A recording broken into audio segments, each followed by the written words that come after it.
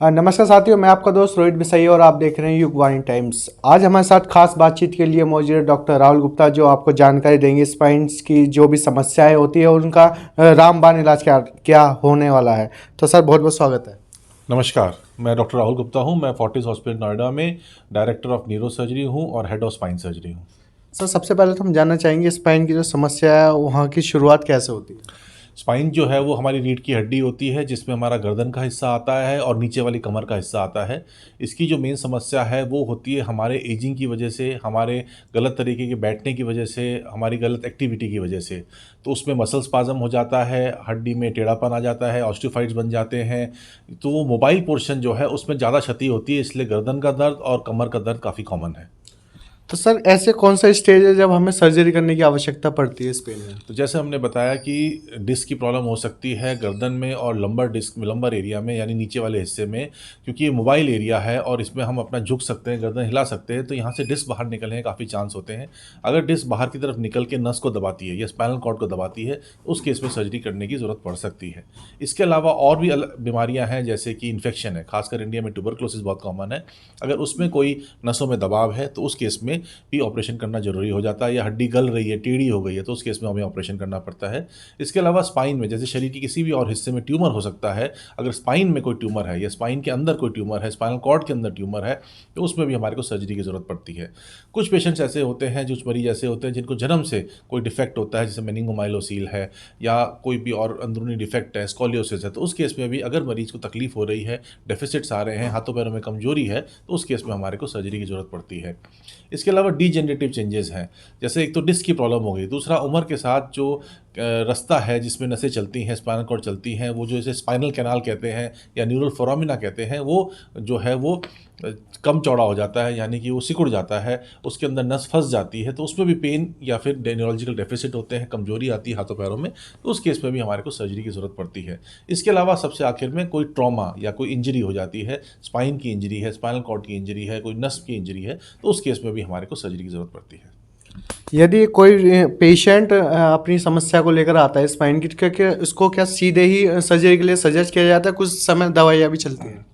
अगर स्पाइन के जैसे मरीज हमारी ओपीडी में आते हैं तो 1000 में से शायद 5 या 7 मरीजों को सर्जरी की ज़रूरत पड़ती है। बाकी सारे 900 या 950 990 पेशेंट जो हैं वो बिना सर्जरी के ठीक हो सकते हैं, क्योंकि इस कमर दर्द, गर्दन का दर्द बहुत ही कॉमन बीमारी है और सर्जरी की रिक्वायरमेंट लेस देन 1% केसेस में होती है। तो सबसे पहले हमारे लिए इंपॉर्टेंट ये है कि हम उसका क्लिनिकल एग्जामिनेशन करके उसको अच्छे से ओपीडी में देख के हम ये डायग्नोसिस बनाएं कि वो किस तकलीफ से सफ़र कर रहा है, उसके लिए दवाइयाँ शुरू करी जाएँ, उसके लिए कंजर्वेटिव ट्रीटमेंट जैसे फिजियोथेरेपी है, प्रिकॉशंस है, वो सब उसको बताया जाए ताकि वो ठीक हो सके। हाँ, कई बार मरीज हमारे पास दवाई ले चुके होते हैं या उनकी तकलीफ बहुत ज़्यादा होती है, हाथों पैरों में कमजोरी आ चुकी होती है, पेशाब लैट्रिन का रुकावट हो चुकी होती है, उस केस में तुरंत सर्जरी की ज़रूरत पड़ती है, पर ऐसे केसेस 1% से भी कम है। अदरवाइज हम उनको इन्वेस्टिगेट कराते हैं, एमआरआई उनका कराते हैं स्पाइन का, जो कि सबसे इंपॉर्टेंट, सबसे महत्वपूर्ण इन्वेस्टिगेशन है।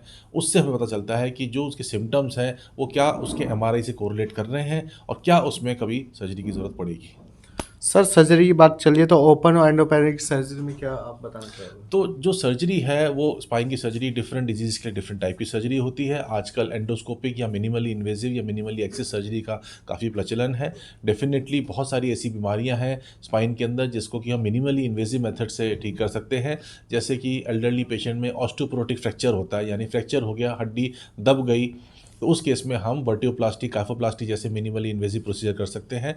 कुछ पेशेंट हैं जिनमें सिर्फ 1 या 2 लेवल पे डिस्क की तकलीफ है, डिस्क बाहर निकल गई है और नस को दबा रही है, तो उसमें हम एंडोस्कोप के माध्यम से उस डिस्क को हटा के और उस नस को छुड़ा सकते हैं। कुछ पेशेंट्स हैं जिनमें कि ट्रॉमा हुआ है, चोट लगी, हड्डी फ्रैक्चर है, हम वर्टियोप्लास्टी नहीं कर सकते, तो उसमें मिनिमली इन्वेजिव मेथड से हम स्क्रू डाल सकते हैं, जिसमें हम मल्टीपल स्मॉल इंसिजन से स्क्रू डालते हैं, रॉड से कनेक्ट करते हैं और पेशेंट को फ़ायदा होता है। कुछ पेशेंट्स ऐसे हैं जिसमें कि हड्डी का स्ट्रक्चर ठीक है, लंबर कैनाल स्टेनोसिस है, उस केस में हम एंडोस्कोप द्वारा उसको खोल सकते हैं और एंडोस्कोप के माध्यम से ही स्क्रू भी डाल सकते हैं।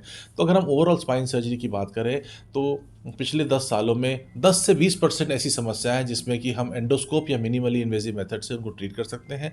अदरवाइज़ बाकी केसेस में हमारे को थोड़ा बड़ा हिस्सा खोलना पड़ता है ताकि हम प्रॉपर तरीके से उसकी डिज़ीज़ को ट्रीट कर पाएँ और प्रॉपर तरीके से उसको ठीक कर पाएँ। कुछ पेशेंट हमारे पास इंटरनेट देख के, गूगल देख के ये आते हैं कि आप हमारा एंडोस्कोप से ट्रीटमेंट करो। तो हो सकता है कि वो एंडोस्कोप के करने लायक ना हो, वो हमें प्रेशराइज़ करते हैं और कुछ डॉक्टर इस प्रेशर में आके एंडोस्कोप से ट्रीटमेंट करते हैं जो सफल नहीं होता। बाद में उनको उसका भुगतान करना पड़ता है और बड़ी सर्जरी भी करानी पड़ती है। एक हेल्दी व्यक्ति अगर इस समस्या से बचना चाहे तो उसके लिए क्या सुझाव देना चाहोगे? जैसे कि मेडिकल साइंस में कहा जाता है prevention is better than cure, यानी कि बचाव में ही आपका फ़ायदा है। तो उस तरह स्पाइन के लिए भी बहुत इंपॉर्टेंट है बचाव के तरीके। सबसे इम्पॉर्टेंट है किसी भी तरीके के ट्रॉमा या इंजरी को होने से रोकना। वो बहुत ज़रूरी है क्योंकि एक बार आपके स्पाइन में इंजरी हो गई तो आपका जो नॉर्मल स्टेटस है वो ख़राब हो जाता है और उसके बाद उससे रिकवर करने में बहुत ज़्यादा टाइम लगता है। जैसे स्पोर्ट्स इंजरी हो गई या आप जो भी एक्टिविटी कर रहे हैं, सोने का पोस्चर है, खड़े होने का, बैठने का, अगर वो पोस्चर ख़राब है तो उससे लॉन्ग टर्म में क्रॉनिक स्पाइन प्रॉब्लम्स हो सकती हैं। उसके अलावा इंपॉर्टेंट रोल है आपके वेट का। वेट मैनेजमेंट बहुत इंपॉर्टेंट है। अगर आपका वजन ज़्यादा होगा तो आपके स्पाइन के ऊपर स्ट्रेन ज़्यादा पड़ेगा, तो उस केस में भी आपको प्रॉब्लम हो सकती है। इसीलिए आपको एक अच्छा खाना, स्वस्थ खाना खाना बहुत ज़रूरी है। हेल्दी डाइट बहुत इंपॉर्टेंट है। इसमें प्रोटीन की मात्रा ज़्यादा हो, कार्बोहाइड्रेट की मात्रा कम हो और फैट अपने लिमिट तक हो। इसके अलावा अल्कोहल और स्मोकिंग से भी स्पाइन में इफेक्ट पड़ता है। स्मोकिंग से हमारी हड्डियाँ कमज़ोर होती हैं। तो अगर ऐसी किसी आप प्रॉब्लम के साथ ग्रस्त हैं तो कृपया उसको हटाएं और आप हर तरह के नशे से मुक्त हों। एक स्लीप हमारी जो बॉडी की रीजनरेशन के लिए, रिजुविनेशन के लिए बहुत इंपॉर्टेंट है। तो रात के टाइम 6 से 7 घंटे की प्रॉपर अच्छे बिस्तर पे कंटिन्यूअस साउंड स्लीप लेने से भी स्पाइन में बहुत ज़्यादा फ़ायदा मिलता है। इसके अलावा डाइट, एक्सरसाइज का बहुत इंपॉर्टेंट रोल है। हमारी जो हड्डियां हैं वो एक लोहे से भी ज़्यादा स्ट्रांग होती है, पर अगर आप एक्सरसाइज करते हैं तो उसकी रीमॉडलिंग, रीफॉर्मेशन ज़रूर होती है।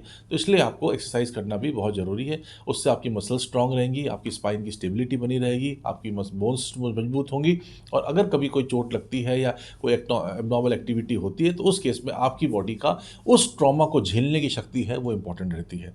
तो एक्सरसाइज हो गया, डाइट हो गया, प्रॉपर स्लीप हो गया, स्मोकिंग हैबिट्स हो गई। इसके अलावा अगर आपको कोई भी स्पाइन में तकलीफ है तो ज़्यादा देर वेट ना करें, किसी स्पाइन विशेषज्ञ से मिलें ताकि वो आपको सारे इन्वेस्टिगेट करा सके और आपको दवाई दे सके जिससे कि आपका जल्दी से उपचार हो सके। बहुत बहुत धन्यवाद सर हमसे बात करने के लिए। हमारे साथ मौजूद है डॉक्टर राहुल गुप्ता, जिन्होंने काफ़ी कुछ जानकारी दे दी है स्पाइन पेन के बारे में और बहुत से सुझाव भी दिए जिन्हें आप फॉलो कर सकते हैं। और देखते रहे हमारे Yugvani time channel. Cameraman Saurabh के साथ मैं रोहित बिसाइया।